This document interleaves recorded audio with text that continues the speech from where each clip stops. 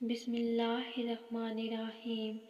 ناظرین، امام طبرانی معجم کبیر میں حدیث 7412، امام حاکم المستدرک میں حدیث نمبر 6562، ابن اسیر اسد الغابہ میں 25007 پر روایت بیان کرتے ہیں کہ حضرت صعصع بن ناجیہ در رسول صلی اللہ علیہ وآلہ وسلم پر کلمہ پڑھنے آئے۔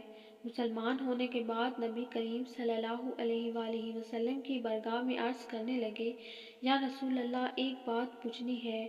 حضور صلی اللہ علیہ وآلہ وسلم نے فرمایا، پوچھو۔ کہنے لگے، یا رسول اللہ صلی اللہ علیہ وآلہ وسلم، دور جاہلیت میں ہم نے جو نیکیاں کی ہیں ان کا بھی اللہ ہمیں اجر عطا کرے گا، کیا اس کا بھی اجر ملے گا؟ تو نبی کریم صلی اللہ علیہ وآلہ وسلم نے فرمایا، تو بتا، تو نے کیا نیکی کی؟ کہنے لگے، یا رسول اللہ، میں اونٹنیوں کا تاجر ہوں، میرے پاس کافی اونٹ ہیں۔ ایک دفعہ 10 ماہ کی 2 گابن اونٹنیاں گم ہو گئیں، چنانچہ میں اپنے ایک اونٹ پر سوار ہو کر ان کی تلاش میں نکل پڑا، اور اس دوران مجھے کھلے میدان میں 2 کمرے نظر آئے۔ میں ان کی طرف بڑھ گیا۔ ان 2 کمروں میں سے ایک کمرے میں ایک عمر رسیدہ بوڑھا شخص ملا، تو میں نے ان سے کہا کہ آپ نے 2 گابن اونٹنیاں دیکھی ہیں؟ اس کے جواب میں اس بوڑھے شخص نے کہا، ان 2 اونٹنیوں کی نشانیاں کیا ہیں؟ میں نے کہا، ان پر بنو دارم حضرت صعصع رضی اللہ عنہ کا قبیلے کا نام ہے کی علامت لگی ہوئی ہے۔ اس پر اس نے کہا، ہمیں آپ کی دونوں اونٹنیاں ملی ہیں، ہم نے ان کے بچے ڈھونڈوائے اور ان کی دیکھ بھال کی، یعنی 2 گابن تھیں، اور ان کے بچوں کی ولادت کے وقت اور اس کے بعد ان کی دیکھ بھال ہم نے کی، اور اللہ تعالیٰ نے ان کے ذریعے تمہاری قوم عرب کے قبیلے مصر کے گھر کو خوشحال کر دیا ہے۔ وہ بوڑھا شخص مجھ سے محو گفتگو تھا۔ اسی دوران ایک عورت نے دوسرے کمرے سے آواز دی، بچہ ڈھونڈنے والی نے بچہ جن دیا۔ جس عورت کے ہاں بچے کی ولادت ہونی تھی، اس کے ہاں بچی کی ولادت ہوئی۔ یہ سن کر اس بوڑھے نے کہا، کیا جنا ہے؟ اگر لڑکا جنا ہے تو وہ ہمارے ساتھ ہماری قوم میں شریک ہوگا، اور اگر لڑکی ہوئی تو اس کو دفن کر دو۔ اس کے جواب میں اس عورت نے کہا، لڑکی ہے۔ میں نے کہا، یہ زندہ درگور ہونے والی بچی کون ہے؟ اس بوڑھے نے کہا، میری بیٹی ہے۔ میں نے کہا، میں تم سے اس بچی کو خرید لیتا ہوں۔ اس بوڑھے نے کہا، اے تمیمی، کیا تم مجھ سے یہ کہنا چاہتے ہو کہ کیا تم مجھے اپنی لڑکی بیچو گے؟ حالانکہ میں نے تمہیں بتلا دیا ہے کہ میں عرب کے قبیلے مصر کا آدمی ہوں، گویا یہ ہماری شان کے خلاف ہے کہ ہم اپنی لڑکی کو بیچ دیں۔ تب میں نے کہا، میں تم سے تمہاری لڑکی کو بطور ملکیت نہیں خرید رہا ہوں، بلکہ میں تو صرف اس کی روح خرید رہا ہوں کہ تم اس کو قتل نہ کرو۔